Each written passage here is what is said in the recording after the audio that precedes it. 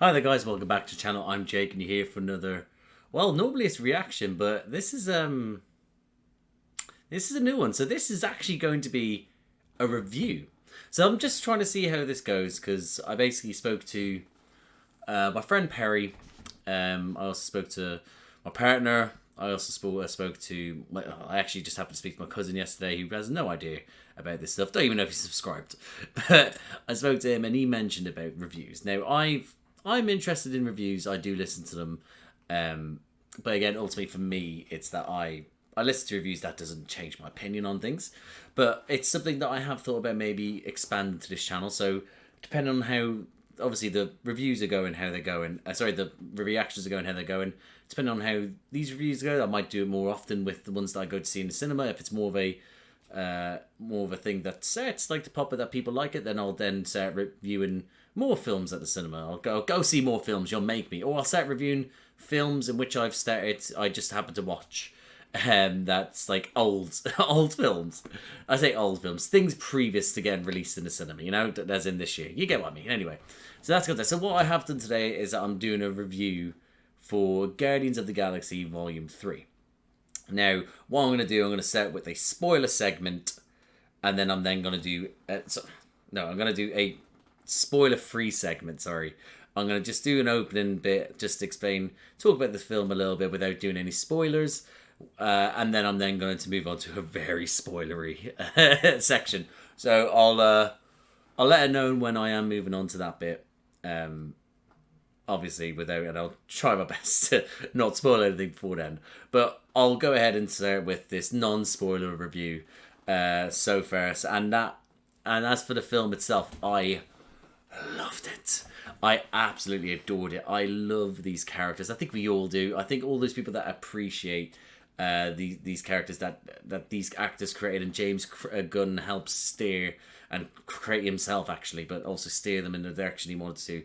I think we all appreciate that first Guardians film, so that when the second one came out, again, I only rewatched it recently with Josh, what reacted to the MCU film, so have a look on my channel if you haven't seen that already. Josh reacted to that with me, but rewatch again, I thoroughly enjoyed it again. But again, when it came out, I still enjoyed it when I saw it in the cinema. So this one, with it being how trilogies have gone with the MCU, I do believe that certain ones they don't hit the full potential.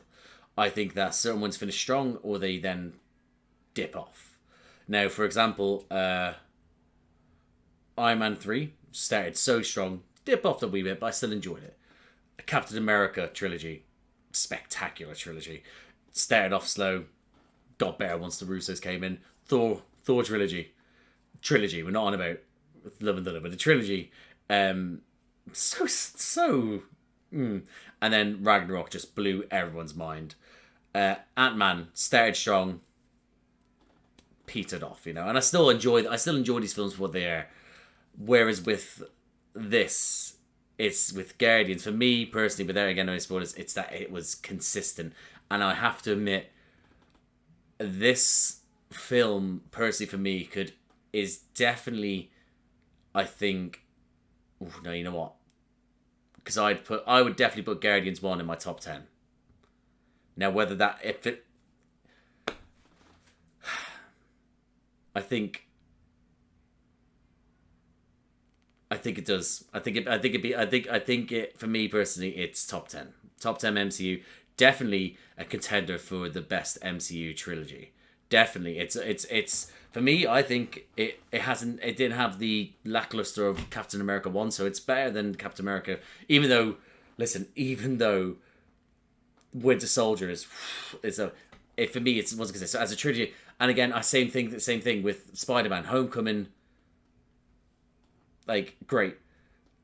Far From Home, I enjoyed it. It's good. I thought it was, but again, it was. But No Way Home, wow. And I can't just put these trilogies up there by saying this video when they've been so they can up and down. Whereas with this one, it is consistent. It is consistently good. It has the perfect, again with this film, it has the perfect amount of humor as well as the heartbreaking moments. Like I said before, James Gunn really knows how to kick us in the bollocks, kick us in the heart, and then also tickle us at the same time. You know, he's. I don't think he's ever had a review like that before, but that's my review. He's unreal at storytelling, because he just knows when to drop you into the right at the right moments, into the right scene, and what to feel. And I think he is honestly spectacular at what he does. And I do think we should be in for a treat for him in his DC franchise that he's creating with what's his face. Doesn't matter. But my point is, I'll stick to this film. But as a film as a whole, I think it delivers. It's a fantastic send off to this interpretation of the Guardians. And I do think that we got a good amount of everyone. Obviously, listen, by the trailer, you should know that we have backstories of Rocket in this. So we get a good sort of amount of Rocket, which obviously let's put it this way. First film, we had quite a bit about Drax the Destroyer. We have everything to do with Quill, because he's the leader. You know, and that pops up in all the films. So mainly, obviously, the first one, but then the whole thing's about him finding his dad in the second one. So we got a lot from him there.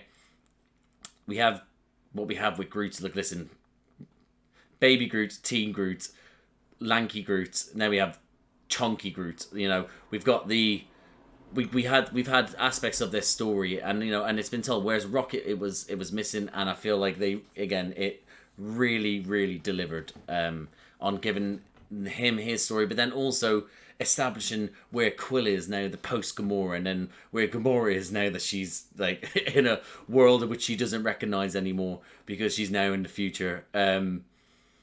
Dealing with Nebula now having gone from being a villain to then being something else.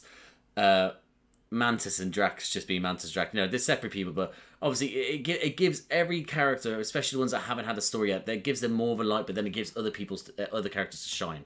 And I do think that, without going into details, I do think that it's spread across beautifully. Sorry about that. As for we talked about the characters. As for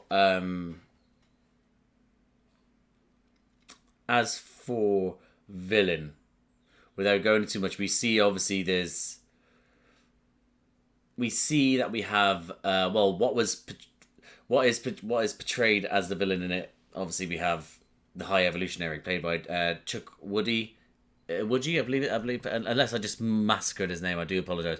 Chukwudi Iwuji. Anyway, as the High Evolutionary, top tier villain, top tier acting, top tier prosthetics, top tier everything to do with him. I've seen him hit bits and pieces before, but we got him as in Peacemaker, which I didn't react to. It was before my reaction channel, but got him in Peacemaker, which is so good. He had such a good character, and he just took this role and just ran with it. And Gunn, obviously, Gunn has been consistent with his villains as well, I believe, and he's given us a villain. Let's put it this way: in phase 4, I'd say up until this part of phase 5, villain wise, we haven't delivered on villain. I don't think we've had aspects. Listen, I think that Christian Bale's in Thor: Love and Thunder, given a listen, I love Taika Waititi, but given a person to write and give him a more time and a film that's better, it should have been one for the ages. Wasn't. Green Goblin and Spider-Man No Way Home, top tier as well.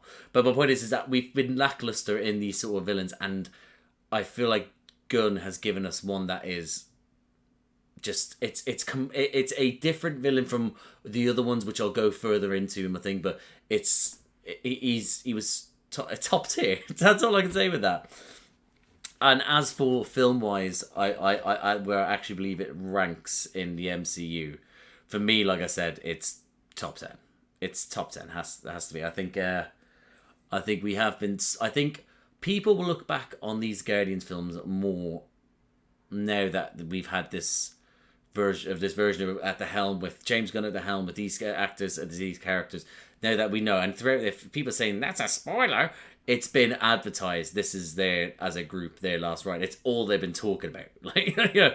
So it's to have them as, like, you know, I do think that people will look back on this trilogy and this film, this right in this moment in time. Listen, I know the internet's an absolute cesspit, and maybe in about 6 months' time, I'll come across the same people shitting on this film, going like, "Oh, why would he do this and that?" And I know it's going to happen, so I've accepted that. But to go from, you know, yeah, to go from the where we had with the Guardians to where we are now, I think people look back on this trilogy and think to themselves, this is definitely a top tier. And we'll on all the people that criticise Gunn eventually, maybe not in 6 months' time, like I said, but in about a year's time, when they start looking back on it, they will think back at how they criticised Gunn and certain decisions he made, people trying to get him fired, and how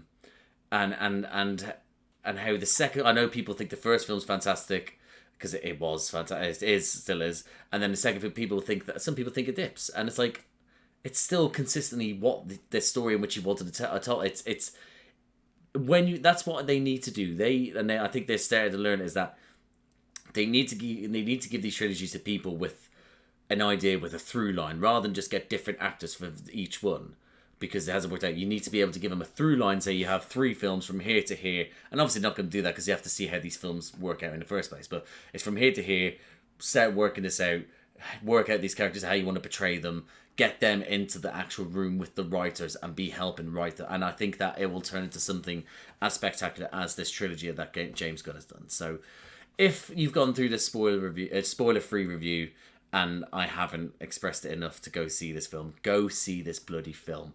It is perfect if you're an absolute MCU nerd like we are, like I am. If you're just watching this like, oh, I'm kind of interested, it's a great film for getting reintroduced.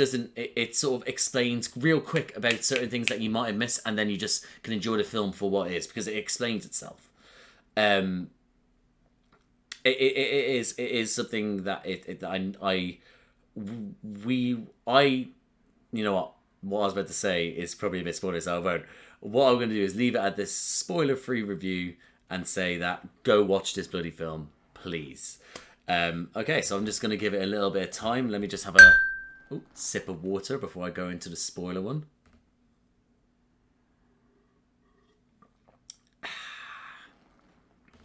Right. They've turned it off, right? They're all gone? You're all gone? Right. This is a spoiler one. How fucking amazing was that film? Oh my god! How many times did you cry?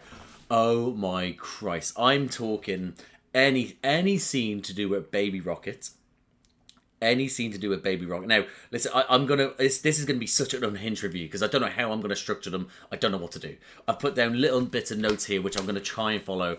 But again, as a whole, this film, I saw it twice now. So I saw it the first night, and then I saw with my mate Perry, and then I saw it second time the next night with my partner, and both of them, Perry was. Listen, I think they're both just emotionless fucks, you know. You know, and again, you know, I had a lot of people say that about me years ago, but I think, and that's me as a person. But you know, I cry at these things, so then I can be a hard bastard in real life. But for me, it was like anything to do with Rocket and Lila and Floor and Teefs. It was, and they're.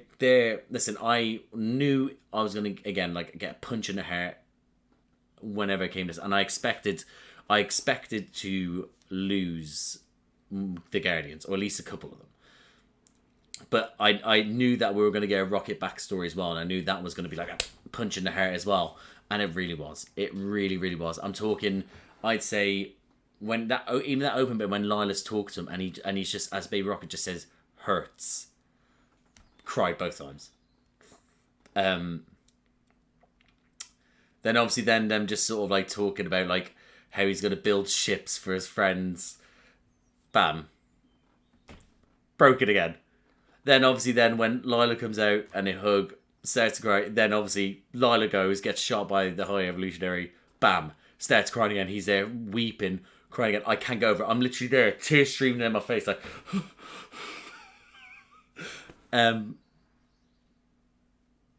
Yeah, and then everything that's to do about it. Then when he's then oh my god, when he then comes across when he's in when he finds a baby raccoon, see that he's actually a raccoon, starts looking at them, they're looking at his tears in it, start crying then, start crying. I'm getting emotional thinking about it now. Yeah, it was absolute punch in the heart. And I'd say by the time it got to the end, I probably had cried about. I'd say I'd be on my second hand crying, like, not like sort of like screaming in the cinema, but definitely tears, more than one tear going down my face, like at separate occasions. But again, like I said, is that it's I expected. Again, there's no structure to this, guys. So what I did, I expected the Guardians to go, and that's what I think threw me off completely. Like, because it was given as their last hurrah. So I was saying to people, I think we're going to lose Rocket and I was like, we're probably going to lose Rocket and what was I saying? Drax. I was like, Rocket and Drax, and then and I was like, and we're probably not going to get Gamora coming back either. So I was just like, so I was saying this thing. So I was expecting to lose two of them to death, and then at least one or two leaving. So the fact is that they subverted these things in these, like, the trailer. They subverted those ideas by making it seem like to be absolute trauma, and it was trauma throughout this. But it then gave us something so pure as an ending. Like, it's right. Like, think about it. James Gunn and all these characters love these characters. We don't have to kill them. We don't have to. And I get that some people are like, oh, it's a cop-out. Marvel, Disney, like, you don't have to kill someone to be able to get a sad ending. And this ending was beautiful because it was... Why do we need that? We don't need to... We've all had these characters for about 11 years. I don't want to see any of them go. When Gamora went... Oh, wait, hold on. Spoiler. No, is this a spoiler? Spoilers. This is spoiler second. But when Gamora went in Infinity War... I was like, no, I lost my shit, and that was Gamora. Like, I mean, it's we can have our hearts broken like we did. We had our hearts broken throughout this, and then we had and then where we realized that why should we lose them? These are the Guardians. They, rather than lose them for separate, they work as a team, and there's a reason why they're Guardians of the Galaxy. They worked as a team and defeated a High Evolutionary like that. Like that. And it was like, well, I say like, I mean him personally, obviously the final sort of battle went on for a wee bit. But yeah, so it's like we got that, and then it's to be like it's true, because we had the sprinkles of, like, with Mantis going like, well, what about your granddad? So we understand that Peter Quill was, I was like, all right, okay, he's going to have some sort of conclusion, or he's going to have to end up going there as part of the film, like, if it was an integral part of the story, I don't know. So had that there. Obviously, we had throughout it Gamora screaming at us, I'm not even Gamora, leave me alone. So we had that. And you could see the tension of them not necessarily kind of working, but still working. Obviously, with Nebula and Mantis and Drax, all them sort of like you had those ones there, but it was...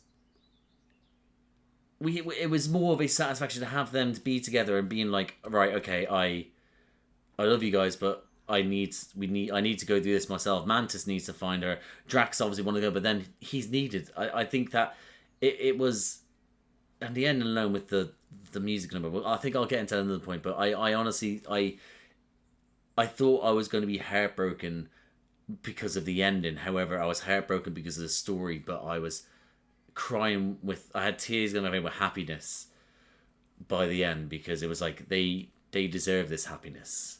And yeah, I'm so happy with how this film turned out. As for the characters, I'll go through Peter's sort of redemption is that obviously we had him being a pisshead, sort of like being drunk, realizing that he was too busy being selfish in his own rights, that this wouldn't happen to Rocket, so he thought. So we had that. And then for them to then be like, sort of like I've put too much time in this, I need to save my best friend. This isn't going to happen. But second best friend. But yeah, I need to be able to save my best friend. And it's like, and his desperation, like, to avoid all sort of like it proved more. People go like, my partner, she doesn't like Quill because she still, even though I've explained it to her a million fucking times, she's like, oh well, you know, he got Tony killed, and it's like, and I'm like, how are you not getting that when literally Doctor Strange said there is one chance? So for that one chance to save everyone, Quill had to die. Quill had to stop Thanos. Well, like, ruined the plan with Thanos by fucking losing his mind and getting emotional, and then trying to go for him, which then led to all the events that then led to Tony to then finally defeat him. There was no way around it, and people have a hold on that sort of like still against them, and I think that's partially why the internet kind of hates Chris Pratt. I think it's that, and the fact that people just like to cause drama when there isn't any. But I think it's because they still blame him for the Thanos thing. But and for me, it's I saw Blind Rage there, and I can't remember where I was going with this. But yeah, but then we saw again how emotionally invested he is. How like he is just like right, new plan, going here. Well, it's gonna be Aaron Guards. Don't care, we're doing it.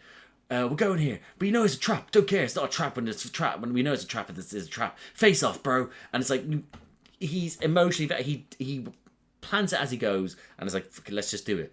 And he's always been like that, and I think that's something that people need to remember, is that, especially when it comes to that, is that he's a very emotionally triggered person. You saw it in all of them, but remember in Guardians 2, when he finds out about Ego putting the tumor in his mother's head, literally, what? Done.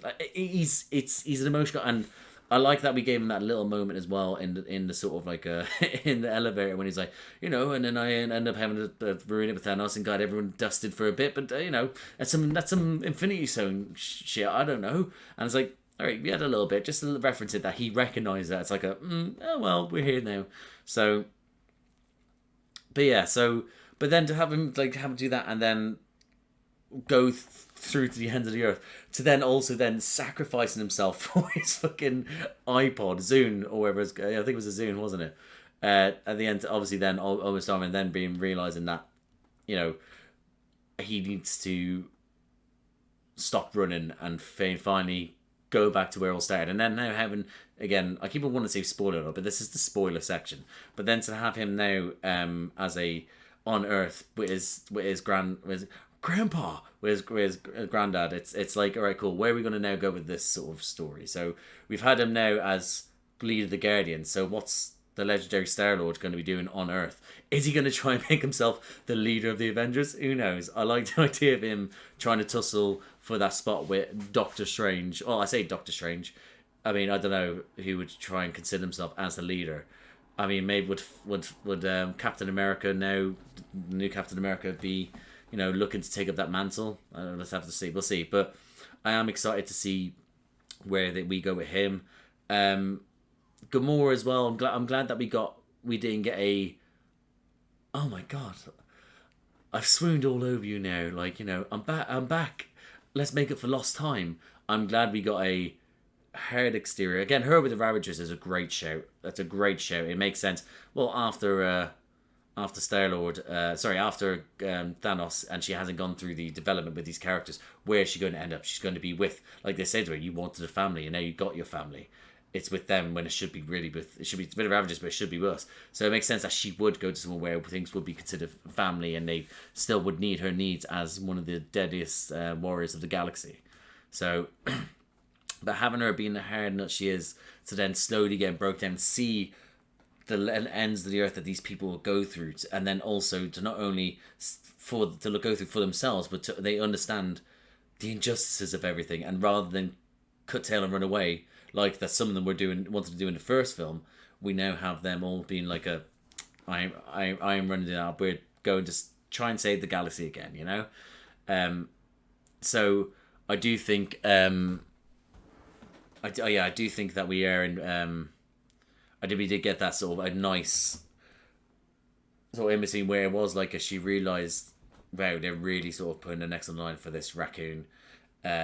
Where they really are staying behind to try and save all these people. That doesn't matter, like, and then it just, I think that fundamentally it won't change her be with the Ravagers because she went off with them anyway. But she'll now have a different sort of look on the way that she would see things with the Ravagers. It isn't just going to be black and white now. She will probably still be a lot more like that moment alone when she was there, sort of like, I'm a bit of a hard bastard, and then suddenly the High Evolutionary starts destroying the entire world, but carpet bombing fucking people in front of her, and she's there like, how can someone do that? How can someone literally kill all these people? It's out of here. She realised it needed to be done, even though she wanted to put up a fight. But again, I do like the fact that it was like I'm not the old Gamora. Was like, yeah, I know, but you've turned out kind of alright, I guess. And it's like, I bet we had fun. Yeah, you did. But again, would I've loved it if they got together? Yeah, sure. But I like the fact that they have both changed as people, and it would have been great for them to be together. But ultimately, they're different people now. So literally, one of them is a different person. But yeah, so going off of Gamora, Star-Lord now quickly, and Mantis again was really very much the heart of this film. I must admit, she was obviously sees the best in people to defend them, and that's what I think is great about Mantis. I love her for that. But I do think that we got, especially in the Holiday Christmas special, which I did a reaction to as well. We got more to her as a character and a story, and I love that. I do think that she's a beautiful character, but we also got her a bit more badass as well.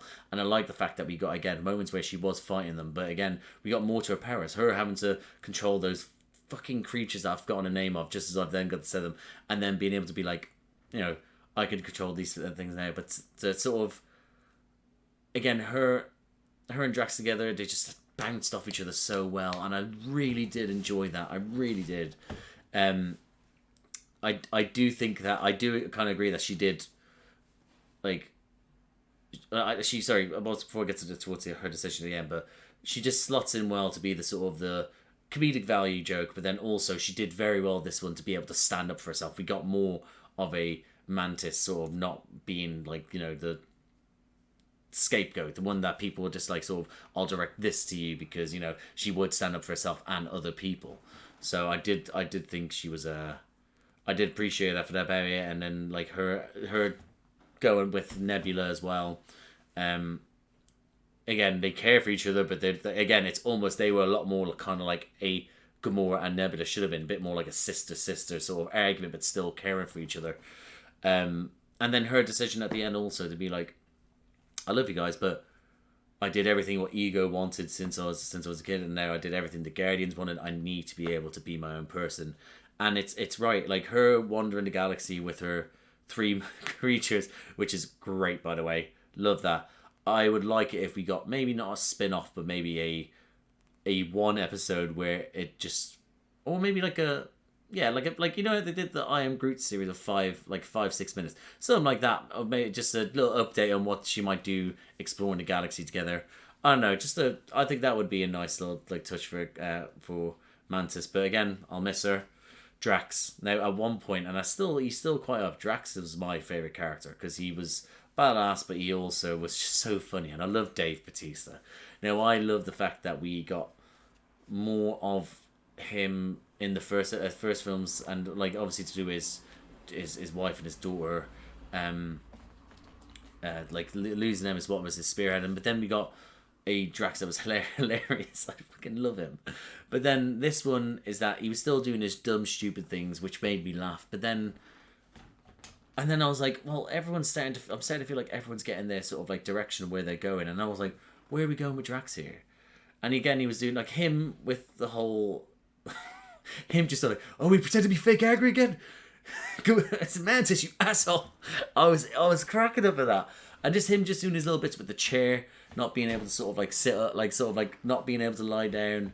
And Gunn was able to pick, and he's a very good actor, Dave Bautista. And for me, I think as far as the rest have gone so far, they've tried to make it mainstream.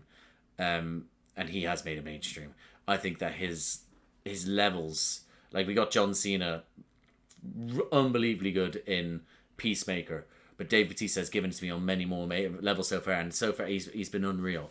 And I do believe his emotional moments when he has them, and he gave us a Drax which is just so many layers. Like in the reaction to Volume 2, when Mantis touches him when he's like thinking about his door, I'm getting a little bit choked up just saying it, and then she gets overwhelmed with his pain and she starts crying, and that's what you know he's got inside, but he still keeps on trucking. He just keeps on doing it, and then having him in this moment, and then I'm there like going, what are they going to do with him, because we still got him in this. And then he starts doing like his, like, his Drax thing where, hello little idiot, to the kids on the ship, to then doing his little monkey thing, to then sort of, once we then lose him, it's like, where is he going to fit? To then, for Nebula to be like, I saw what you were, to you were never meant to be destroyed. He only became Drax the Destroyer because, it's it's what, Ronan caused them to be, by killing his wife and daughter. He was always just meant to be a dad, and rather than be a destroyer. So now he's just, rather than Drax the Destroyer, he's just Drax the dad, Drax, happy old Drax. So I do think that it's a nice, like, it didn't have to be a peppered all the way through. It was like a, wow, this here, to then being like, it makes sense. Don't be what you made yourself to be.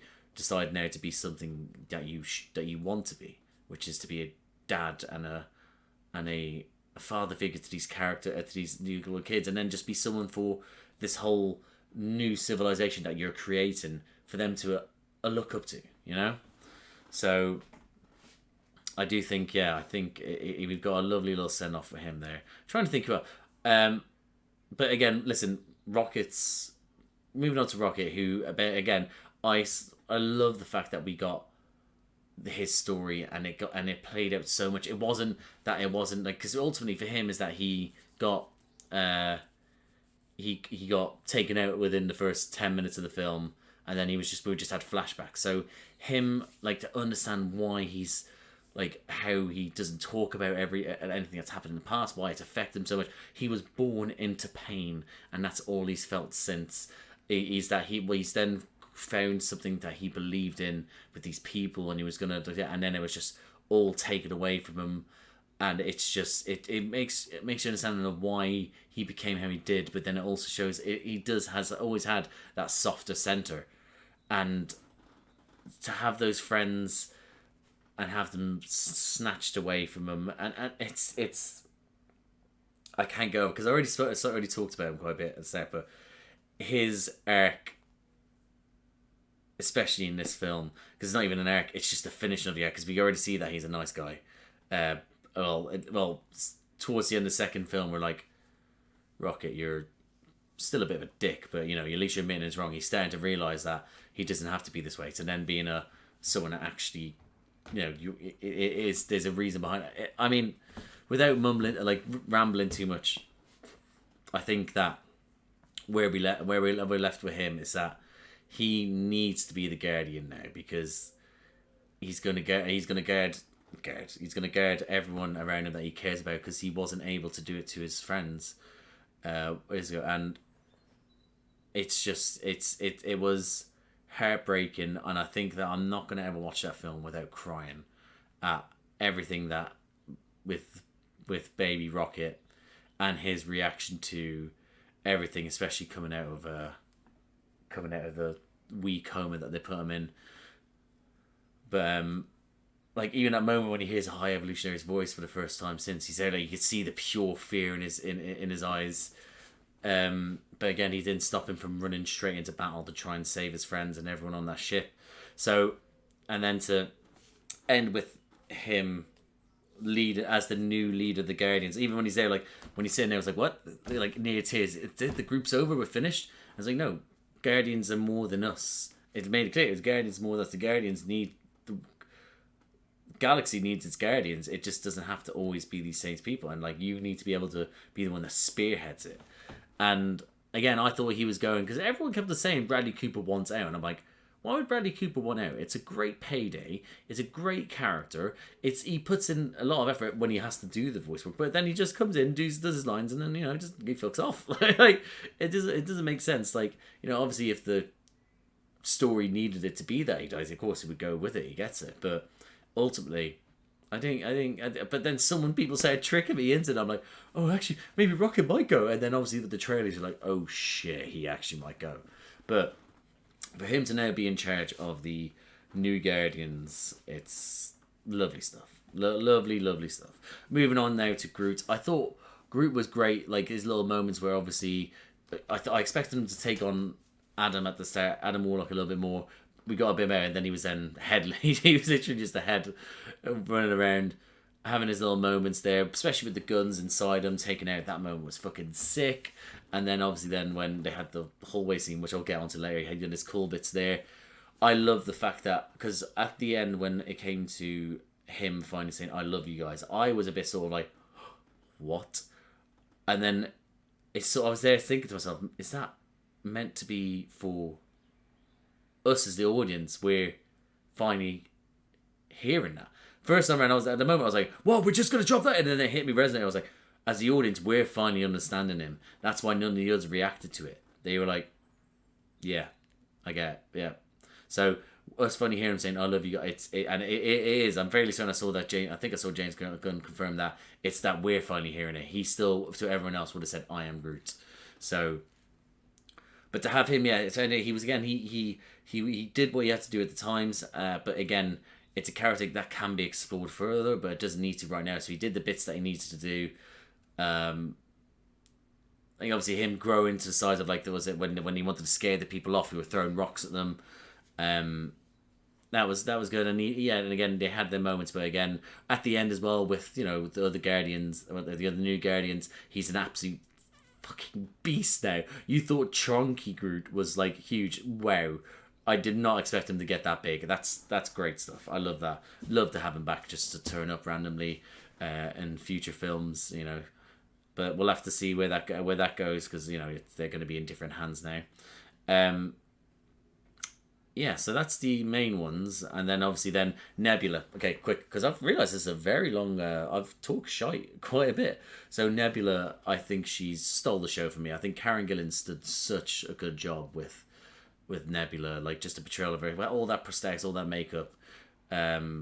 She's and her arc that they've given her to be the absolute sort of bitch that she was. That's where she was to then being, I would do anything for my, like I'm gonna do this for my sister, to then suddenly losing her and everyone, and then to then have to be on this new thing where she actually cares so much about this new family that she's created. She wants to build, like she's like now, and she's not going to be part of the Guardians. She needs to create this civilization, like make it a home in which she never had for these people. It's such a great sort of like arc for her, that I think that it's so good. Like her, rather than just be the angry woman as well, she had her moments where she was being funny with Quill looking at her and her getting annoyed, like her little grunts when it came to seeing Gamora. But then something that really got me, and it, like, even now I'm getting a little bit sort of, when she finally hears Rocket's voice when he comes back, and then it hits her, and the reason why it hits her so much, because obviously her and Rocket are so close now, because it was just them two guarding the galaxy together. They just had each other, and after those 5 years together, they realised how much loss they just depended on each other. You saw it in that, like, the moment when she comes back and he grabs her hand, he holds her hand. He holds her hand, and then we see at the Christmas special when she gets on Bucky's arm, and he's like, Bucky's arm, and she's like, she cares for him so much, and you could see it when she started break. It literally broke my heart. I think I cried at that bit as well. Wow, thinking about it, I cried a lot. No, I definitely did. So to have her go from that to then having her moments where she is truly a guardian of the galaxy, it was lovely stuff. And just brief overview of Kraglin as well. Obviously, we knew that he was gonna have trouble with the flying stick. I can't remember what it's called now. With his arrow. And then we knew that again, as soon as he couldn't do it at the start, I was like, all right, cool. There's a redemption arc coming. Him turning up in the head of the dead god. Spectacular stuff. Bam, fucking in there. Then being able to find it, like having Yondu back just that little bit, just to be like, use your heart, boy. And then he's then like, yeah, cool, been able to use it. Quality stuff. Cosmo. Listen, I'm a huge animal lover, and I'm a huge lover of dogs. And I love them so. So having Cosmo just makes me so happy.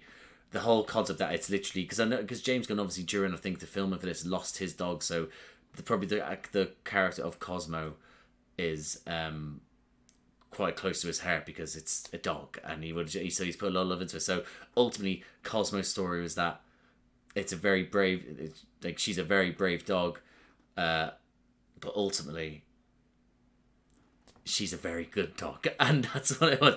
And I like the fact that that's what was being held on to, like Kraglin saying it to her, and then it just being all she would talk about, like that the stereotypical Russian person, just not not leaving it alone, just constantly like, and Kraglin just being like, I can't take it back if she's actually a bad dog. And it's so petty, but I love it. Her just being like, that's the driving force for her. Like them playing that poker scene, obviously with being with everyone there. What's his face with Howard the Duck? They just go, oh, this again, just like draw, like it's just so good. So then obviously having the badass moment of her holding the both things together to being such great. Mantis come along being you're so strong, giving her that extra bit of energy. Her collapsing. It's just it's beautiful. We got again, but it's only so much that you can do with Kraglin and Cosmo, and I'm thankful that we got bits at the start, tiny bits here, there, and then they showed up at the end where they could just be part of the Guardians. So Kraglin, Cosmo, you did so good. As for the villain, right? Let's talk about Chukwudi, right? As the High Evolutionary, easily. It ranks up there. I'm talking ranks up with the Thanos, ranks up there with Loki. Obviously Loki, he's a bit different now. Like, you know, with the Green Goblin, you know, he for me, he is top tier villain. He it's so good to go from having, rather than have a villain who's just literally like about, I'm going to destroy everything in the world and this is my thing. It was so great just to have someone that was just sort of unhinged. He basically saw his right as a tried to make himself, like, you know, to create these worlds. So rather than destroy the worlds, he's looking to just build a perfect world and perfect universe. And it's rather than to be like, I need to destroy these things, he's like, I want to create. Obviously he's an absolute fucking madman that's got so many problems, but he just it was for a film to do a character that wants to create whole civilizations in a certain image. It's very grand, but it's quite grounded because that's all he wants to do is just create something that he considers perfect, and it isn't. He wants to destroy them. So to have him as like unhinged as he was, his acting was sensational. Like he was spectacular. It's consider that for the majority of it, he was acting opposite either nothing or it was fucking Sean Gunn in a fucking green suit, you know. So he's done so well, like to be able to just give us so much of like of just his acting ability, but then Gunn writing him to be a very despicable character. Again, I love animals, so the fact that he was created like just like torturing these animals and putting them through so much stuff, it was breaking my fucking heart. But also I appreciate the fact that he was an absolute villain. Did he deserve to die? Yes. And obviously we saw at the end Rocket going like, I'm not going to kill him because I'm a guardian of the freaking galaxy.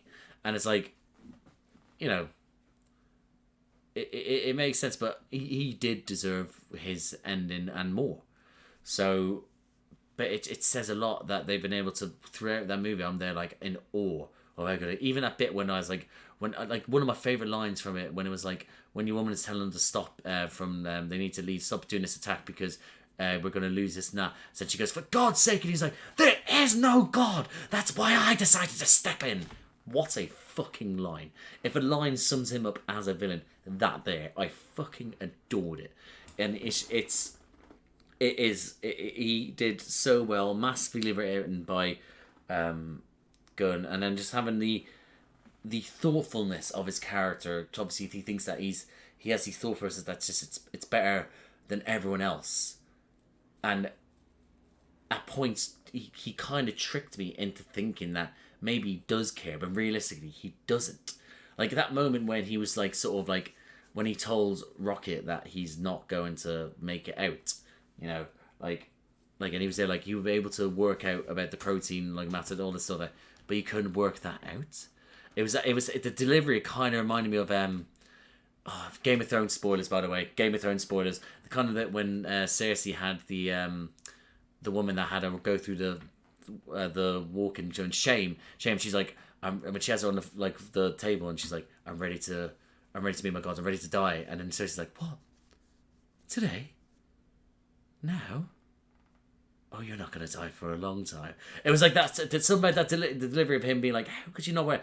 It just reminded me of that. I don't know why. It probably doesn't make sense. But I'm just saying, for me, that's what it felt like. But yeah, so, but it was so well done, and I have to give props to the makeup department, the costume department, the acting, the writing, everything about it, the directing. It was spectacular for that character, and I do, like I said, in the lacking quality of which we had with very good villains, like I said, I feel like they dropped the ball with, with Christian Bale in Love and Thunder. They went with an antagonist with Multiverse of Madness. Kang, I do think that Jonathan Majors, did very well with what he was given, but I do think that they could have done more with his character in that one. But again, his performance was great. It just wasn't at that moment off the chain, like this was. And again, he deservedly deserves to be top tier in everyone's ratings right now. And I think that it will hold through the MCU as one of the best. So I'm very happy with that one. Okay, let's quickly talk about Adam Warlock quickly, because now obviously we got built for the end of the second film. We got Adam Warlock coming, and obviously we knew that he was coming. I think on first viewing expected more from Adam Warlock. However, on first viewing I expected more from Adam Warlock. On second viewing, I think they did the right thing well. As in, I think that would have overshadowed a lot, because they wanted, again, portray him as someone that will be someone of good in the future. And he is just misguided and he doesn't really know. The fact is that, I remember I saw it and I was talking to Perry about it, and Perry was like, but they said he woke up too early. He's just a kid. So he's still trying to work things out. So it makes sense that he's being misguided by his mother and he's misguided by his people. He's there just doing what he wants to do. So he now has eventually we see toward the end, he now has people to help mold him into something that's better. But again, I at the first year I thought we could have got more of him, but the fact is that we're going to have more of him later on as a more evolved character is going to be great. Because again, we got he was so funny in it. Will Poulter's sort of delivery on stuff like that. A bit when Kraglin does the arrow and hits him in the head, he's like, "Who threw that?" I didn't know, baby. Just that bit there. Just the bit when he fucking melts your man, and he's like, "Show me means business," and he's like, "Oh, the little creature's quite sad. Oh, I don't like how it's making me feel." Just it was so great delivery, great character. Again, I thought at the first viewing, I thought we could have got more of him, but again, he's still developing his powers. He's still developing himself as a character, so I do think that we will get more. But I think that he's a fantastic choice as an actor, and I think he'll do so well going forward with the Guardians films. As for the Guardians as a whole, the fact that at the end we have big huge Groot, Rocket in charge. We then have Neeb, whatever that girl's name, I don't even know if we got her name. Kraglin, Rocket, Groot. We had his little furry friend, the little girl, Adam Warlock. I think that's about right. I think it was those 6. I think that's about right. So we're having them now. Again, that's just setting up. So in the future, that might be the Guardians we get later on. So we got that set up there. So I'm glad we got that. But again, I think that eventually, to further the plot later on for the future films, I do think that if we don't get all of the Guardians, I do think that we will get Adam Warlock coming back at some point, and they have so much potential with their character. So I'm looking forward to that. As for where it ranks this film, I do think, again, I said a top 10. Whether I think maybe I would do another video maybe at the end of maybe I don't know. Maybe considering how we'll see how Phase 5 goes. If I decide might do rankings of where everything lands, but I think maybe it might be good to finish the saga, the Infinity, no, not the Infinity Saga, the Multiverse Saga, and we'll see where that goes. Then maybe I might do it then. I don't know. But again, trying to rank the top 10 now it'll be too much, and I've wasted too much of your time. I'm currently sitting on 50 minutes, so if you're still listening, Jesus Christ, I'm so proud of you. How are you not asleep? Some of the best bits, I wrote down everywhere, maybe talk about some best bits. The hallway scene with them all using, like, and my partner said as well, she said that she liked it as well. She loved it. That was one of my favourite bits.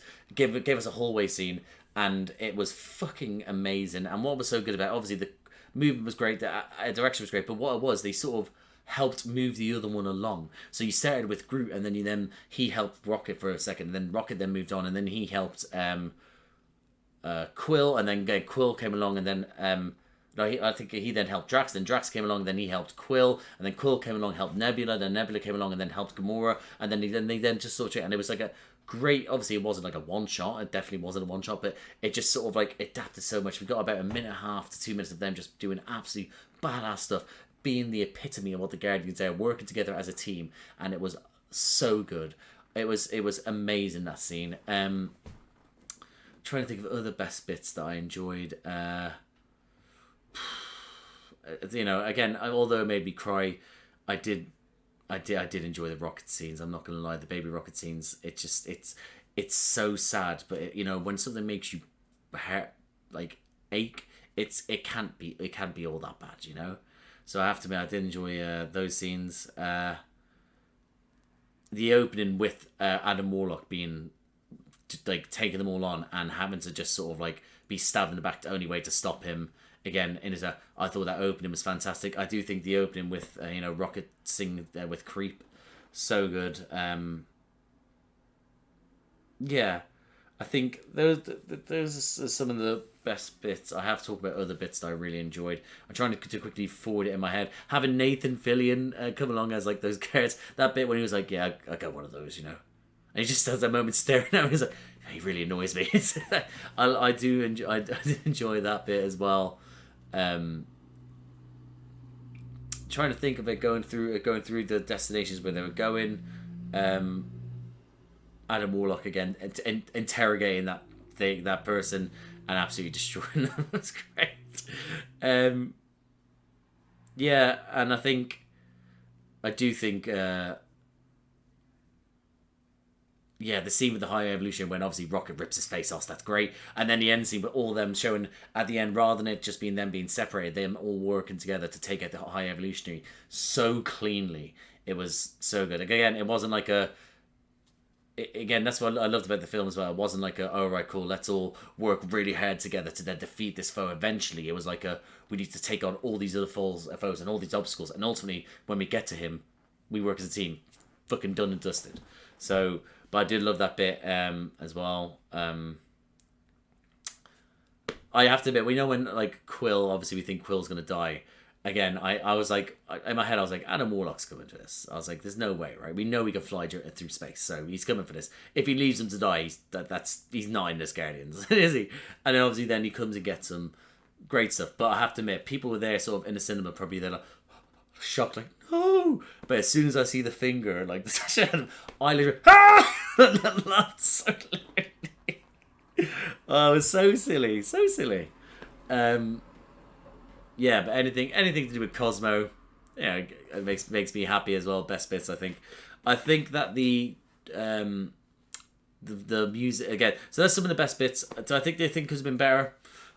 As it stands right now, I don't think I'd argue with anything that James Gunn has done in this, because it's the story he wants to tell. Of course, if he made it into a 4-hour film, I'd be happier. But it is what it is.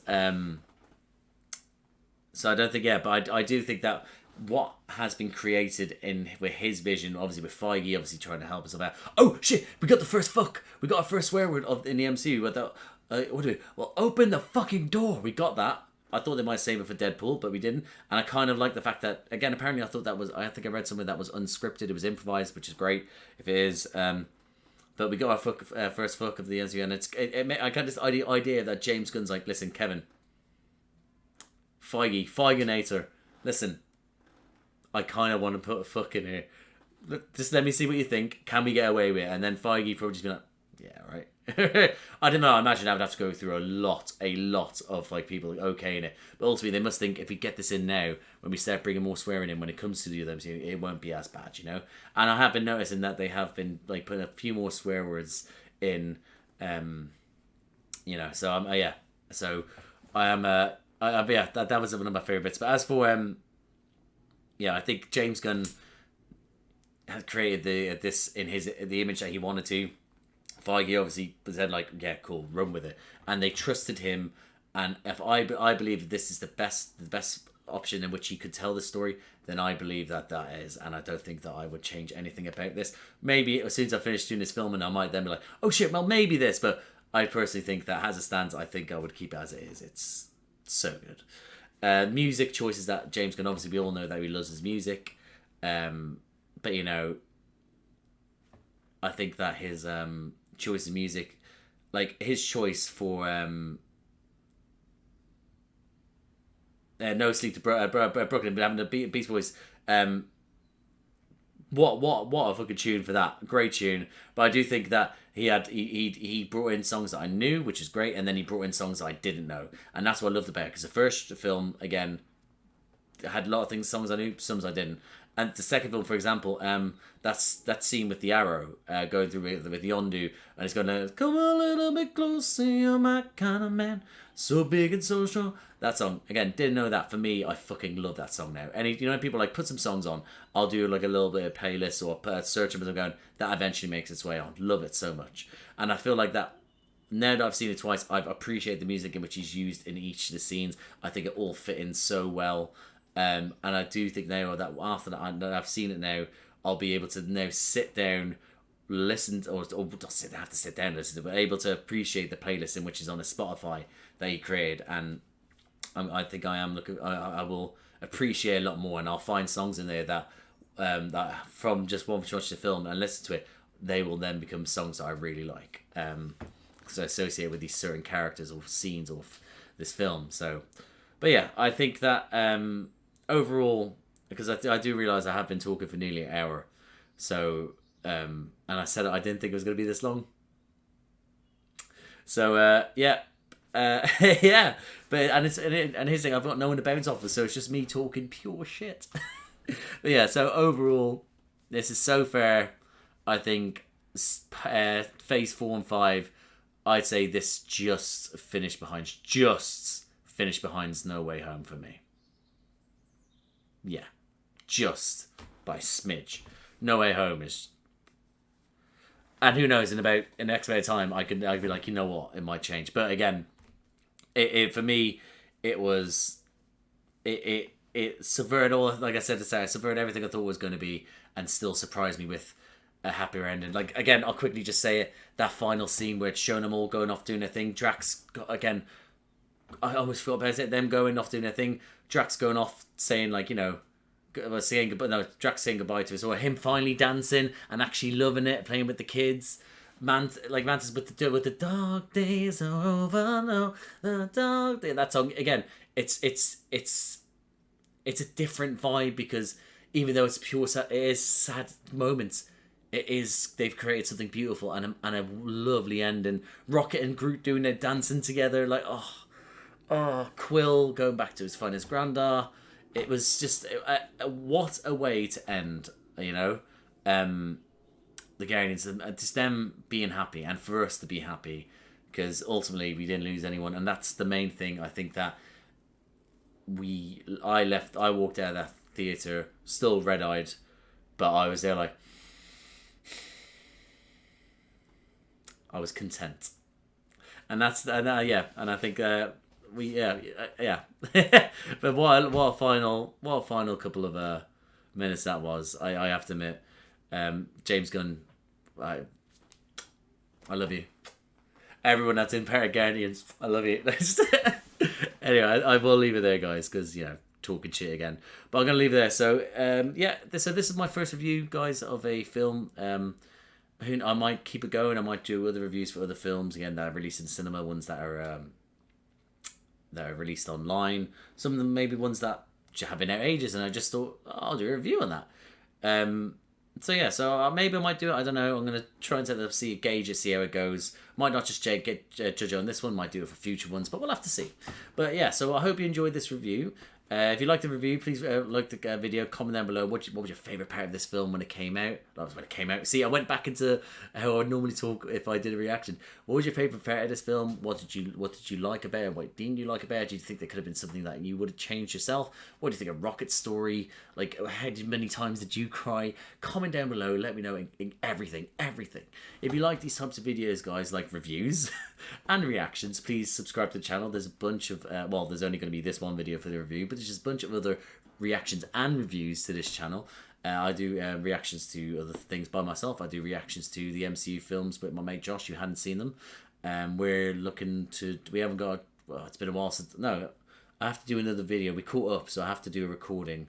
And the next one we're watching is Thor Ragnarok, which I might do 2 parts, because, you know, it's fucking hilarious and I love that film.